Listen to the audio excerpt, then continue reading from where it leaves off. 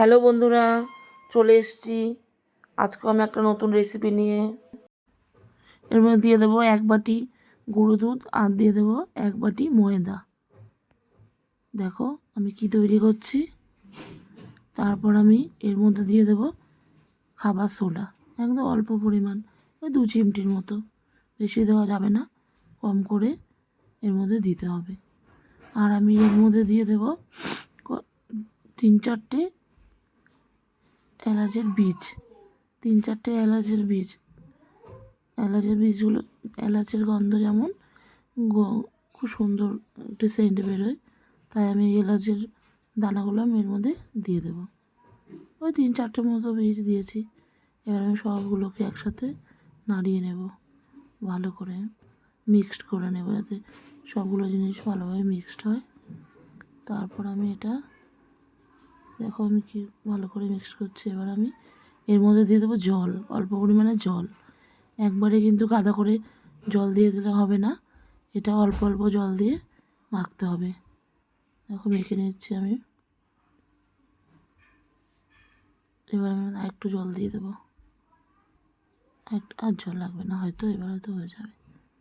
এবার আমি জল দিয়ে ভালো করে মাখিয়ে নিচ্ছি, সুন্দর করে এটাকে জলটা দিয়ে ভালো করে নাড়িয়ে ভালো করে এটা মিক্সড করতে হবে। এটা যত ভালো মাখাটা হবে এটা ততটা সফট হবে, জিনিসটা ততটা নরম হবে, ততটা ভালো হবে। দেখো আমি কত সুন্দর করে বারবার করে মাখিয়ে নিচ্ছি। এর মধ্যে দিয়ে দিলাম আবার একটু ঘি।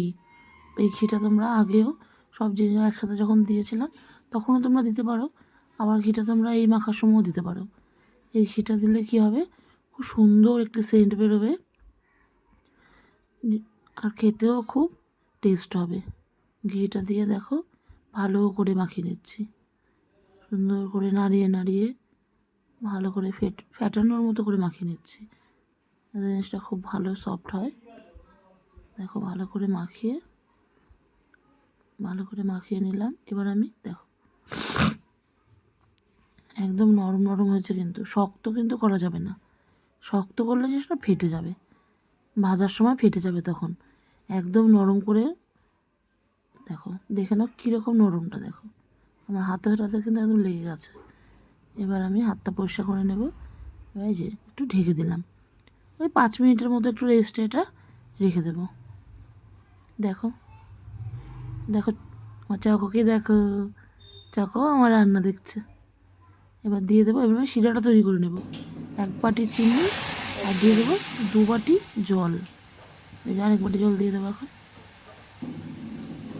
দিয়ে দিলাম 2 বাটি জল, নাড়িয়ে নিলাম। এটা হলো শিরাটা তৈরি করবো। তোমরা তো বুঝতেই পারছো আমি শিরা যখন বলছি তখন কি তৈরি করব। আর দিয়ে দেবো 3-4টে এলাচ,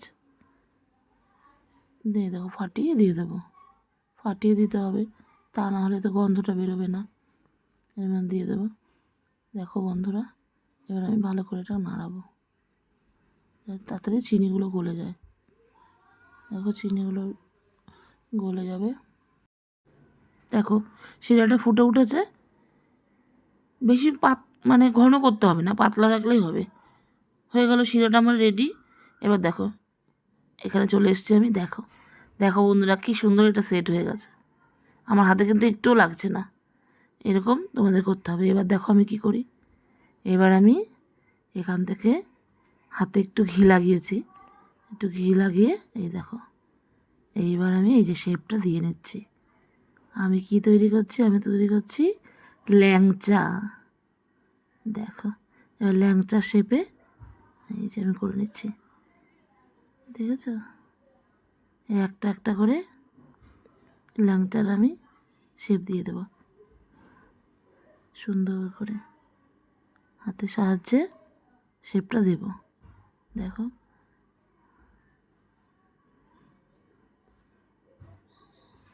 দেখো কি সুন্দর করে, এই দেখো সব কটা রেডি, সব কটা ল্যাংচা আমি তৈরি করে নিয়েছি। এবার আমি কড়াইতে তেল দিয়ে দিয়েছি। তেলটা কিন্তু গরম করে দেওয়া যাবে না একদম, দেখো তেলটা কিন্তু গরম হয়নি। তেলটা আমি একদম ঠান্ডা অবস্থাতেই দিয়েছি বলতে পারো। গ্যাসের সিমটা দেখো, একদম গ্যাসের আঁচটা একদম কম আছে। এবার দেখো, এবার আস্তে আস্তে এই যে ফেটে উঠছে, ফুলে উঠছে। এবার দেখো, এবার আমি এগুলোকে অল্প আঁচে আস্তে আস্তে করে ভেজে নেব। তো উল্টে দিলাম। এবার একদিকটা তো হয়ে গেছে, দেখো পুরো লাল লাল করে ভেজে নিয়েছি। কত সুন্দর ভাজা হয়ে গেছে আমার, একদম দেখো পুরো লাল লাল করে ভেজে। দেখো শিরার মধ্যে দিয়ে দিচ্ছি, শিরাটার মধ্যে এবার লাল লাল করে ভেজে দিয়ে দিলাম। দেখো বন্ধুরা, এটা কি ল্যাংচা মনে হচ্ছে তো? এই দেখো দিয়ে দিয়েছি, এখন পুরো ডুবে যাবে রসে। দেখো, এই দেখো রেডি হয়ে গেছে একদম শিরায় ভরা ল্যাংচা।